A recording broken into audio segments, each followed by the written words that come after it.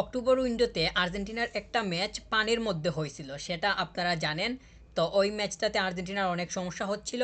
Lionel Messi থেকে শুরু করে অন্যান্য সকল প্লেয়ার্সদেরই ওইখানে খেলতে অনেক ঝামেলা হয়েছিল। তো নভেম্বর উইন্ডোতে বলা যায় যে একদম ফ্রেশ ওয়েদার পাওয়া যাবে, যে এখানে প্রত্যেকটা প্লেয়ার নিজেদের একদম 100% দিতে পারবে। গত উইন্ডোতে, অর্থাৎ অক্টোবর উইন্ডোতে আর্জেন্টিনা একটা ম্যাচ ভালো জায়গায় খেলছিল, আর একটা খারাপ জায়গায়, মানে পানি কিংবা ওয়েদারের হিসাব অনুযায়ী। তো যেইটা ভালো জায়গাতে খেলছিল ওইখানে বড় একটা স্কোর আসে এবং আর্জেন্টিনা খুবই দারুণ করছিল, কিংবা টিম হিসাবে যেইভাবে খেলার দরকার ছিল ঠিক সেইভাবেই করছিল, এবং লিওনেল মেসির একটা হ্যাট্রিক ছিল। তো নভেম্বর উইন্ডোতে এই আগামীকালকে ম্যাচ আছে, অর্থাৎ আগামীকাল বলতে তো 15 তারিখে, 15 তারিখে ম্যাচ আছে। ওইখানে লিওনেল মেসিকে দেখা যাবে স্টার্টিং থেকেই, কারণ হচ্ছে লিওনেল মেসি নভেম্বর উইন্ডোতে যতগুলো আর্জেন্টিনার ট্রেনিং সেশন হয়েছে সবগুলোতেই প্রেজেন্ট ছিলেন, অতএব ফিট অবস্থাতেই আসেন। আর কোনো যদি সমস্যা, অর্থাৎ ম্যাচ শুরুর আগ পর্যন্ত যদি কোনো ধরনের সমস্যা দেখা না দেয় ফিজিক্যালি, তাহলে বলা যায় যে একদম পরবর্তী ম্যাচটাতে একদম নিশ্চিতভাবেই বলা যায় যে স্টার্টিং ইলেভেনে দেখা যাবে।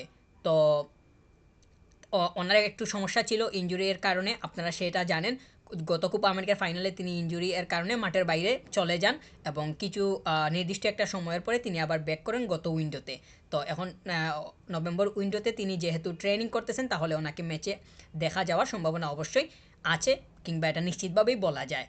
তো ওনার কাছ থেকে অবশ্যই মানে প্রত্যাশা তো থাকবেই যে তিনি ঠিকঠাক মতো, মানে ওনার আহ, মানে ওনার যেই খেলার গতিটা কিংবা ওনার যেই ধরনটা, সেইটা অবশ্যই ওনার মানে ফ্যানদের সামনে অবশ্যই তিনি উপস্থিত করবেন, এটা তো অবশ্যই প্রত্যাশিত। তবে আমার কাছে মনে হয় যে মানে রিস্ক নেয়ার যে বিষয়টা সেইটার দিকে অবশ্যই কনসার্ন থাকতে হবে, কারণ গত কোপা আমেরিকার ফাইনালে যেই ইঞ্জুরিটা আসছিল সেইটা তো বলা যায় যে একটু মানে কনসাসের, মানে একটু অসচেতন যেই দৃষ্টিভঙ্গিটা, সেইটা একটু দেখা গেছিলো। তবে আমার কাছে মনে হয় যে সামনের ম্যাচগুলোতে যেহেতু তিনি ফিট অবস্থানে আছেন, আর মানে এত বেশি সমস্যা, বর্তমান সময়ে সমস্যার মধ্যে দিয়ে যাইতেছেন না, মানে কোনো ধরনের ফিজিক্যালি যে প্রবলেম আছে সেইগুলার কোনো ধরনের কোনো খবর পাওয়া যাচ্ছে না, কিংবা এগুলা নাই, অতএব এটা হচ্ছে একটা গুড নিউজ। তো যেহেতু তিনি ফিট অবস্থানে আছেন, তাহলে পরবর্তী ম্যাচটাতে অবশ্যই আমার কাছে মনে হয় যে একদম ঠিকঠাক মতো থেকেই শেষ করা সম্ভব হবে, যদি ম্যাচে কোনো ধরনের খারাপ কিছু না ঘটে। আর গত যে ইঞ্জুরিটা হয়েছিল এর আগেও তো ওনার ফিজিক্যালি প্রবলেম ছিল, কিংবা মানে ইঞ্জুরি এর একটু একটু সমস্যা ছিল, যেইটা মানে ম্যাচের মধ্যে যখন ইঞ্জুরির সাথে ওনার মোকাবেলা হয়, বা কোনো একটা মানে সংঘর্ষ, কিংবা মানে যে ঘটনাটা ঘটে ওইটা যখন সামনে আসে, তখন মানে ইনজুর্ড হইতে আর বেশি সময় লাগে নাই। তিনি এমনিতেই আগে দুর্বল ছিলেন একটু, একটু একটু করে যখন সামনে আসলো ওইটা, তখন আর তিনি কোনোভাবে স্ট্যান্ড করতে পারেন নাই। পরবর্তীতে তিনি মাঠ থেকে ওনাকে তুলে নেওয়া হয়। তো যেহেতু সামনে ম্যাচ প্যারাগুয়ের এগেনস্টে, ওইটা এওয়ে ম্যাচ, এওয়ে ম্যাচে অবশ্যই বিভিন্ন ধরনের হিসাব নিকাশ থাকে, আর ওইখানে তো অবশ্যই থাকবেই। তো লিওনেল মেসি তিনি সুস্থ অবস্থানে থেকে শেষ করতে পারাটা হবে ওনার জন্য অনেক বড় একটা বিষয়। ইমিলিয়ানো মার্তিনেজ সে আর্জেন্টিনা দলে ফিরছে, তার একটা সমস্যার কারণে, আপনারা জানেন আচরণগত সমস্যার কারণে সে 2টা ম্যাচ ব্যান ছিল।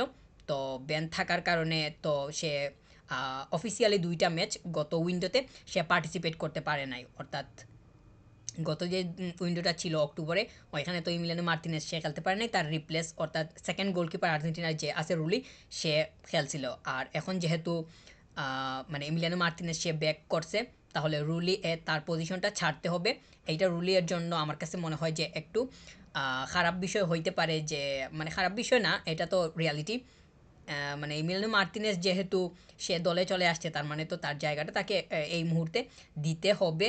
তো যেহেতু যদি কোনো ধরনের সমস্যা আবার দেখা যায়, মানে ব্যান হওয়ার মতো সমস্যা, কিংবা অন্য কোনো সমস্যা যেমন ইনজুরি এর, তখন হয়তো রুলি আবার ব্যাক করার সম্ভাবনা তৈরি হবে। তবে এমিলিয়ানো মার্তিনেজ সে অবশ্য ফিজিক্যালি যথেষ্ট ফিট, তার যে সময়টা সে পার করতেছে, সে তার ক্লাবের সাইডটাতেও সে ঠিকঠাক অবস্থানেই আছে, ওইখানে তার কাছ থেকে ভালো ভালো পরিমাণ আউটকাম তার ক্লাব পাইতেছে। অবশ্য সে তার ক্লাবকে যেইভাবে টানতেছে সেইগুলো সম্পর্কে আপনারা খুব ভালোভাবেই অবগত আছেন। তার ক্লাব দীর্ঘ একটা সময়ের পরে মানে বড় স্টেজ উয়েফা চ্যাম্পিয়ন্স লিগে মানে কোয়ালিফাই করছে, যার পেছনে তার অবদান অনেক বেশিই ছিল।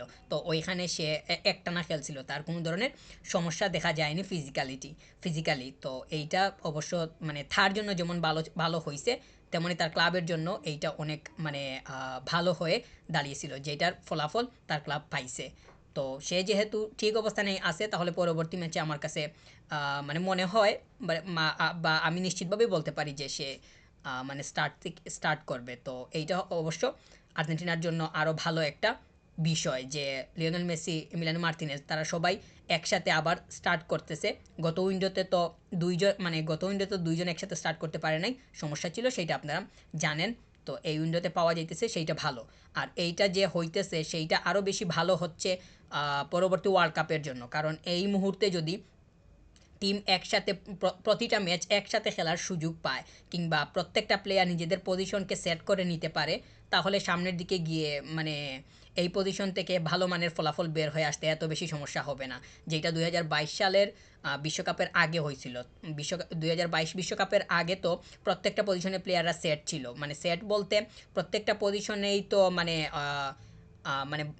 মানে ওয়ার্ল্ড কাপের আগের সময়টাতে পরীক্ষিতই ছিল, কিংবা একদম স্টার্টিং এলিভেনটা মোটামুটি সেটেলড অবস্থায় ছিল। যেইটা 2022 সালে যখন ওয়ার্ল্ড কাপে যায়, তখন গিয়ে তাদের মানে পারফরমেন্সটা করতে এত বেশি হিমশিম খাওয়া লাগে না, কিংবা ম্যাচের মধ্যেই কম্বিনেশনটা তৈরি করার কোনো কোনো কিছুই দেখা যায়নি, বরং কম্বিনেশনটা আগে থেকেই তৈরি ছিল, শুধু এখানে গিয়ে তারা ডেলিভার করছে। তো এইটা এখনই মানে যেহেতু এমিলিয়ানো মার্টিনেজ সে ফিরে আসছে, দুইটা ম্যাচ মিস করা এইটা তো অনেক বড় বিষয়। মানে একটা গোলকিপার দুইটা ম্যাচ মিস করছে, অফিসিয়ালি দুইটা ম্যাচ, এইটা তো কোনো সহজ বিষয় না। মানে সে যদি ব্যান না হইতো, তাহলে তো দুইটা ম্যাচেই পার্টিসিপেট করতো। তো দুইটা ম্যাচে সে পার্টিসিপেট করলে তার টিমের সাথে আন্ডারস্ট্যান্ডিংটা আরও বেশি বাড়তো বর্তমান সময়ের হিসাব অনুযায়ী। এমনিতেই তো আছে, কিন্তু বর্তমান সময়ে তো আরও বেশি বাড়তো, আর তার নিজের ক্যারিয়ারের সাথে হয়তো দুইটা ম্যাচ অ্যাড হইতো, কিন্তু আবার যদি ক্লিনশিট রাখতে পারতো সেই হিসাবটাও আসতো।